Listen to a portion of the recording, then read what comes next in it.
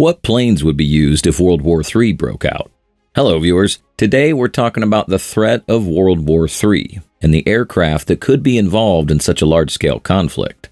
As the doomsday clock sits at 90 minutes to midnight, these are certainly worrying times for our world. There's a feeling of unease in the air, and you can't escape it. Turn on the TV or radio and there's news of war. It seems like every day there are missiles flying and bombs being dropped. Where is it headed? A few years ago, war was something distant. It was terrible, but it wasn't part of the lives of most people in the Western world. But now we see war creeping in, getting closer. Add to that the terror attacks in our cities that are becoming more common, and it seems we've got a lot to worry about, and our fears are not entirely unfounded. What comes next? The nuclear threat is real. Could World War III be around the corner? A few years ago, I might have laughed at this thought. I'd have said you're being paranoid. I've watched war games. Everyone knows there are no winners when you play global thermonuclear war. So the world leaders are always going to opt for the safe option. A nice game of chess, as it were. This certainly seems like a distinct possibility with the news that the U.S. is planning to build a new fleet of what have been dubbed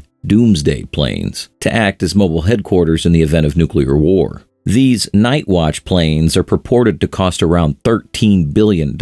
That's not a sum of cash you splash about on a whim. Do they know something we don't? Well, it's probably not the time to panic just yet. This fleet is not a new concept. These planes will replace the current Night Watch fleet, which was built back in the early to mid-80s. While, of course, they've never had to be put into use in the event of a nuclear war, there's always one of the 4 planes on alert at any one time. And so they've had a lot of use over the decades. So it's just time for an upgrade to implement the latest technologies and create the safest, most up-to-date flying White House. So that's the U.S. president taken care of, but what other jets could be used in a full-scale war? Ultimately, nuclear wars are not fought in the air, but the build-up to it could well be. So what other planes could be put to use? Well, there's the FA-18 Hornet, a supersonic military jet that first took to the skies back in 1978 and began service with the U.S. Marine Corps in 1983. It was then deployed by the U.S. Navy the following year.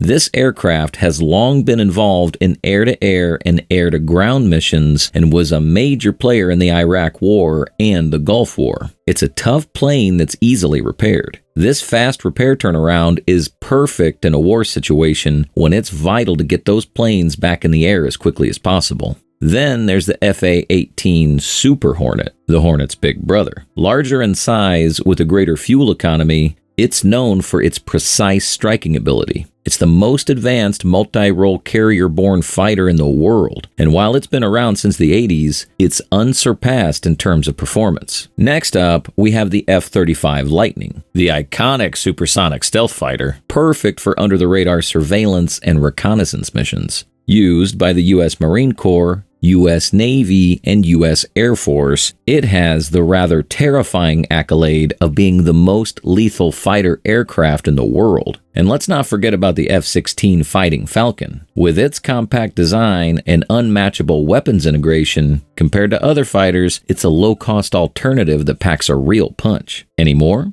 Well, in such a huge-scale do-or-die conflict, pretty much all military aircraft will be fair game. But what about commercial aircraft? Most likely, commercial flights would be grounded, and so those aircraft could be commissioned to fly troops and weapons around the globe. But will the wars of the future even be fought by people? No, I'm not talking about troops of robots marching into battle. Well, not just yet anyway, but autonomous air vehicles that are already a big deal in war zones, keeping the pilots out of the danger zone.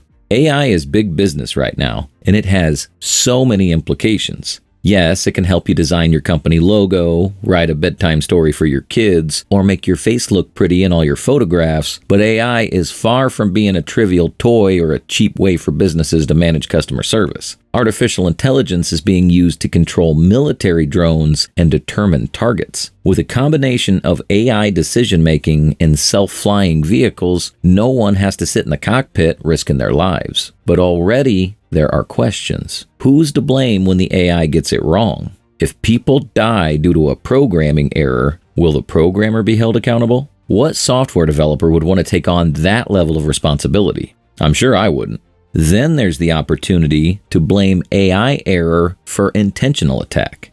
We hit the red crossed vehicle? Sorry, not our fault. The AI got it wrong. When you think about it, it's pretty scary. When you take the human factor out of it, is a drone going to know the difference between dropping a bomb on a school or a military office block? We've all seen the strange things that AI churns out sometimes. Pictures of people with 12 fingers, supposedly factual articles that are full of nonsense. Of course, the military will be chucking a huge amount of cash on the development of their systems, but the fact remains. Can we trust AI in life or death situations? When one wrong move could provoke an escalation and literally trigger World War III? But however concerning it all is, it does seem to be the way of the future. And the classic image of a fighter pilot soaring off in a jet could become an image for the history books eventually. Governments across the globe will obviously be focused on defense right now. There's no denying we're living in increasingly dangerous times. And there's no doubt there are many innovative technologies and new aircraft in development that they're keeping under wraps. And there's also no way they'll be letting me in on any top secret plans. But do subscribe as we keep a constant eye on all the aviation news, and I'll be keeping you posted on all the latest developments.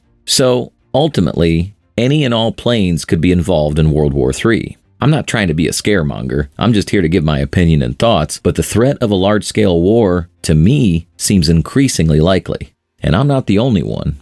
A recent YouGov survey in the UK found that 53% of Britons believe World War III will happen within the next 5 to 10 years, with only 8% stating that they thought another world war was not at all likely. When asked if they thought World War III would likely see the use of nuclear weapons, 59% of respondents thought it likely or very likely, and only 6% believed it would be implausible. The thing is, we can't just imagine what would happen, what it would be like. Those who lived through the First World War perhaps had the same feeling. It was unknown territory. With the outbreak of World War II just 21 years later, while horrific, people knew pretty much what to expect, what war meant to their lives.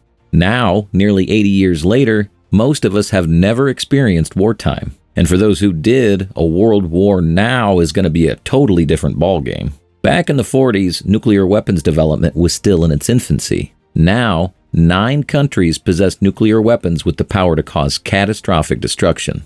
I've seen war games, but I've also watched threads. Maybe it's better to be taken out instantly by a nuclear blast than suffering a lingering death from radiation poisoning in a post-apocalyptic world. Maybe our predecessors would agree that our modern war would be preferable when they waved off husbands, brothers, and sons as they went to give their lives for their country. Well, this has been a sobering video, and I apologize if it's all got rather depressing. Let's just hope and pray that the world leaders see sense, and another world war never happens. In the meantime, enjoy your life. Spend time with your loved ones. You never know what's around the corner. And I promise we will have some more uplifting videos in the future, so do like and subscribe. We truly appreciate it. Bye for now.